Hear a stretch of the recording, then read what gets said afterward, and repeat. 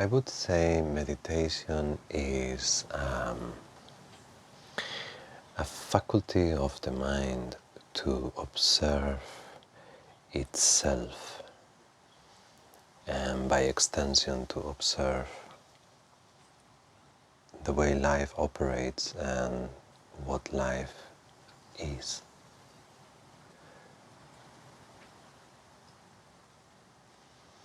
We can attach the name to the actual practice of meditation, where we formally sit or lay down or maybe stand or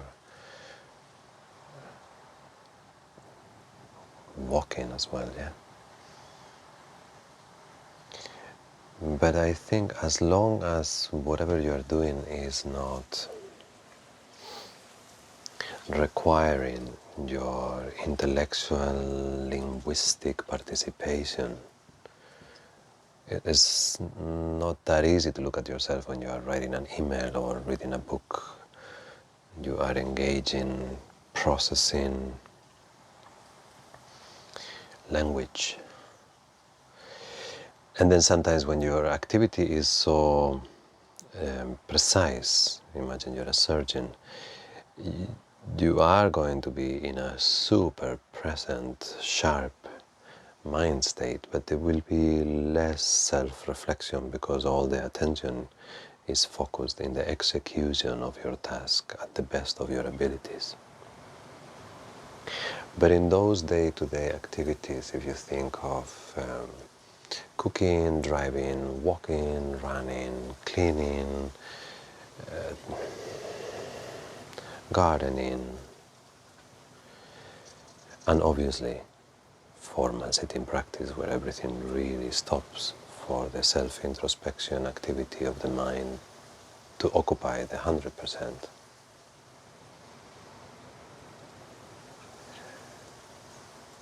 But this inwards folding of the mind is not exclusive to the meditation practice. That would be maybe the training grounds for that particular skill.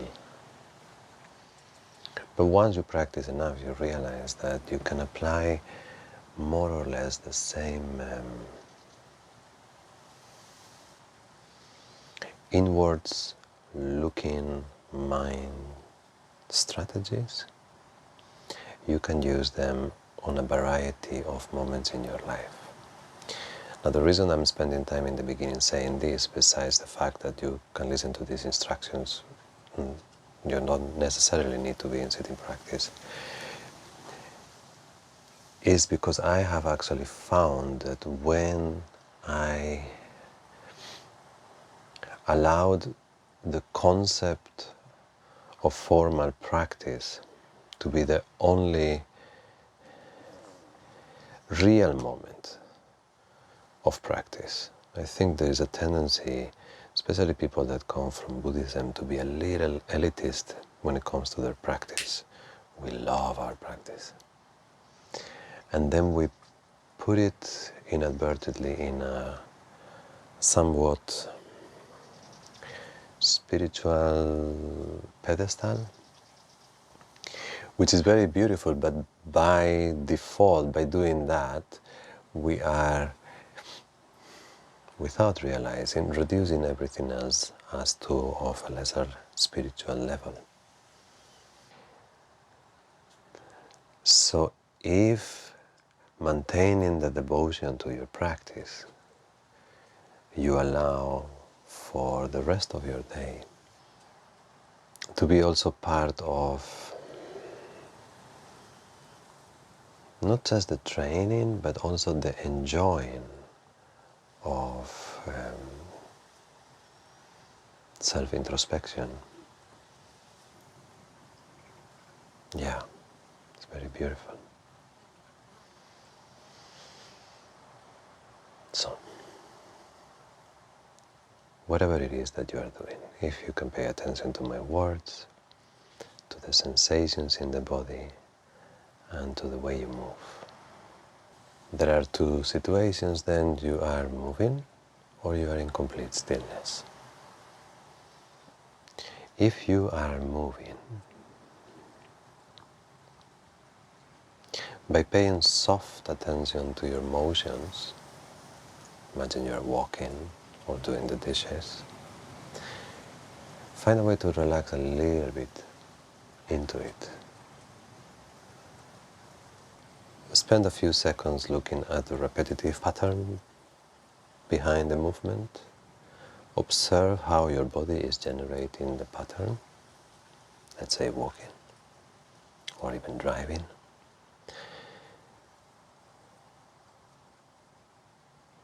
Refine the pattern. Don't get lazy into the pattern. If you're walking, walk. If you're driving, drive. But with a sense of energy efficiency and a trust in the inner ability of your physical memory to carry on the pattern. If you're still, pay attention to your posture. Straighten up your spine if you're sitting, relax your shoulders and neck if you're laying down. Relax your jaws and belly and shoulders. Softly relax into the posture.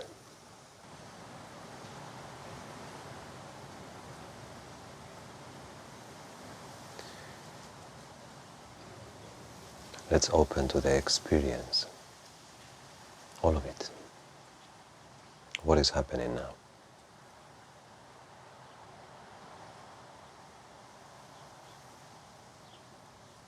We can sense something rather than nothing. Yeah? So there is being.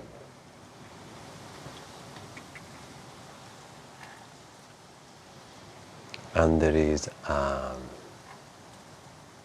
awareness of this being.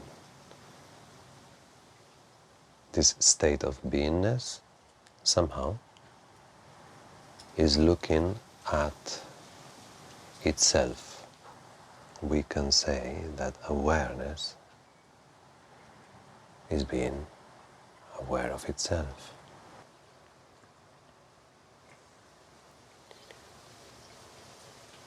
I approach this experience from my focal point. As I approach a live scene, my focal point precedes me through my eyes and my ears. Once I get close, I touch with my hands. From the perspective of the meditator in practice, my focal point remains my attention. So I'd start playing with my attention. I can bring my attention to the sounds that my ears register.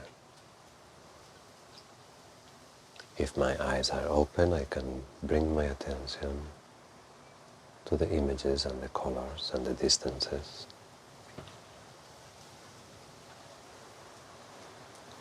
If my hands are touching, I can bring my attention to both the movement that they are creating and the sensory feedback that the texture and the intensity of the pressure between the flesh and the objects is sending me back.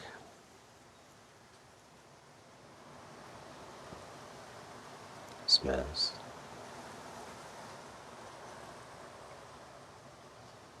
Even the flavor of my own mouth.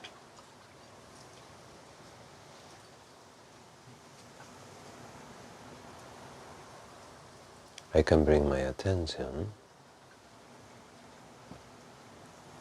to my own virtual reality, the one I can create with my thoughts, with my memories taking me back to the past, with my dreams and projections taking me into the future.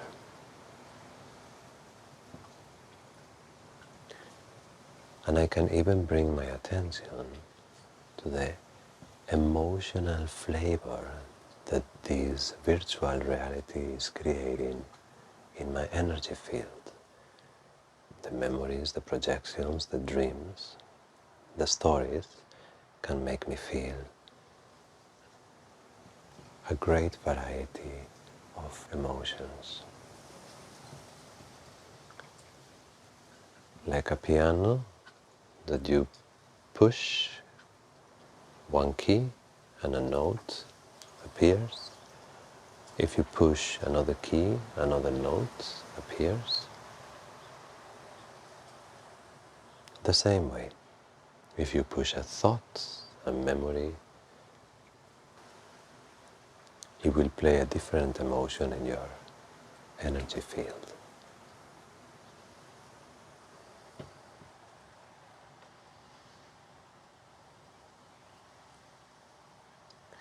And then I can play not only with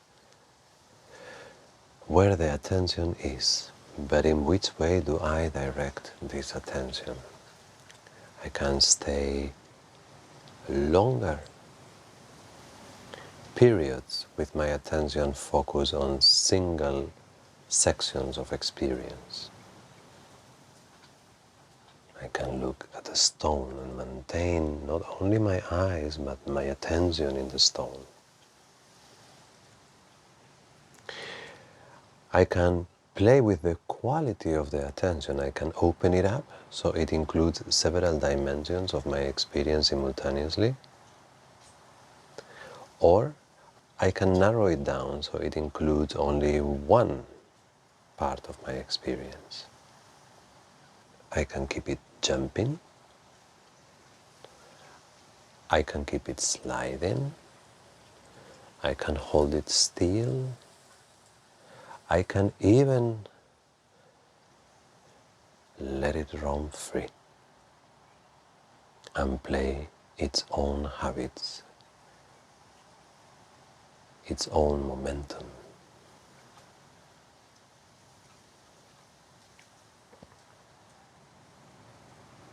But I cannot separate myself from my attention.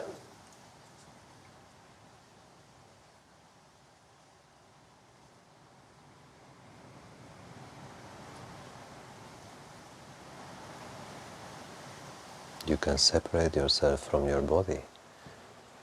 There are dissociation techniques. You can separate yourself from your past. You can lose your memory.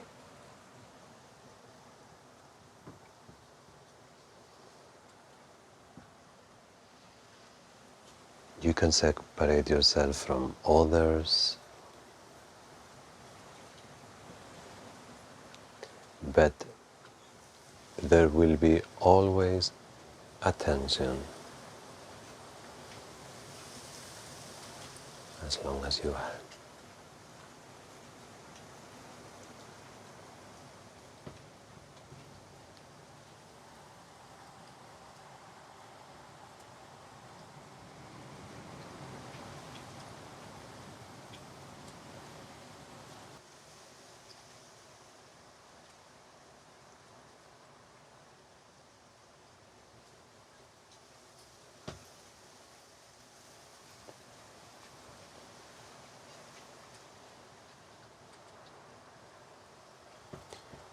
When attention reflects on itself,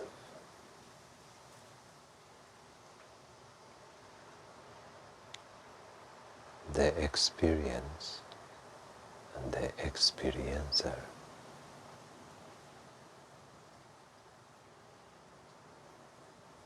they lose their separation.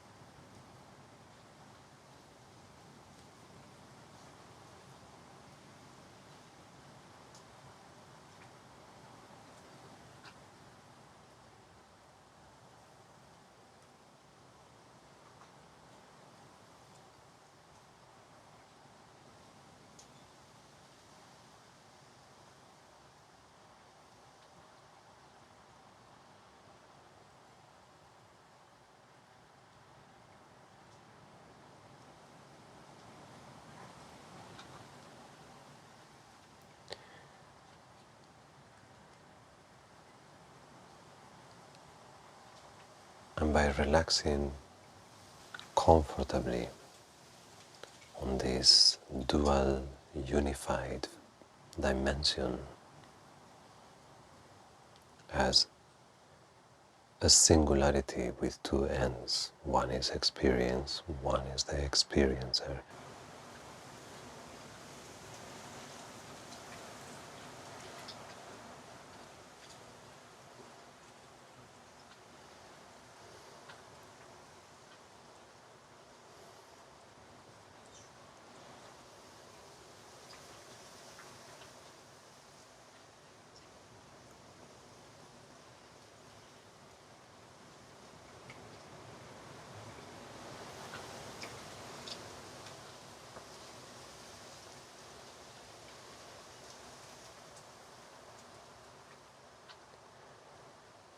By bringing a part of our attention to the non-dual nature of reality, to the marriage of experiencer and experience, when later on the demand for duality into a multi-layered experience with different focal points, different playmates, when that awakens again,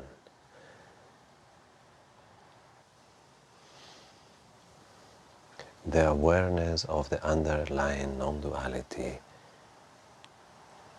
makes the journey so much more joyful, so much easier, because you are in a continuous relationship with yourself, whether that is another person, that is an event, that is a part of your life, or that is a problem.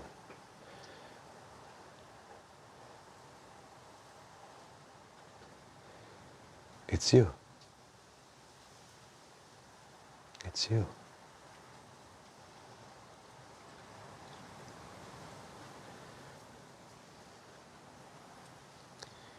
And then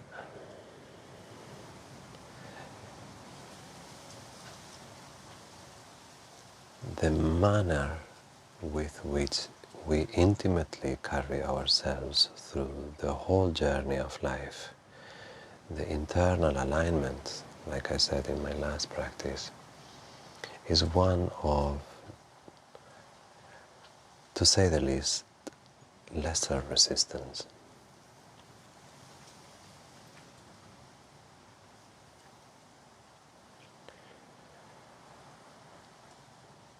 Much more joy.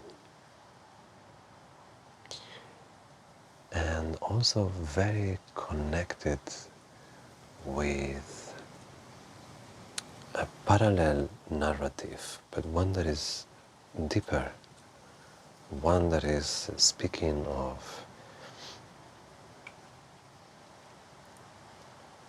illuminating different areas of our experience that for whatever reason have been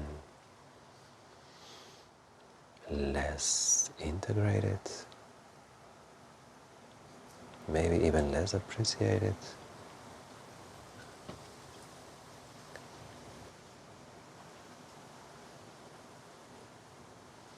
And there is no real benefit, really, none that I can think of considering any part of who you are a burden. Because even the darkest corners of your psyche, of your memory,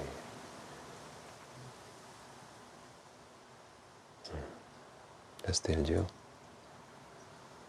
They still need to be integrated, they still need to be loved.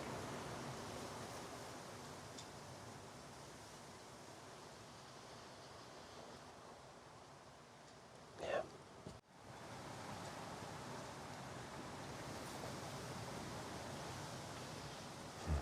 It was nice practicing with you. Thank you for listening. Thank you for doing this in general.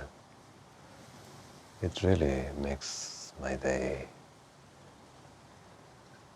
selfishly speaking, so much richer when I encounter in my life people who share the love for self-introspection and questioning,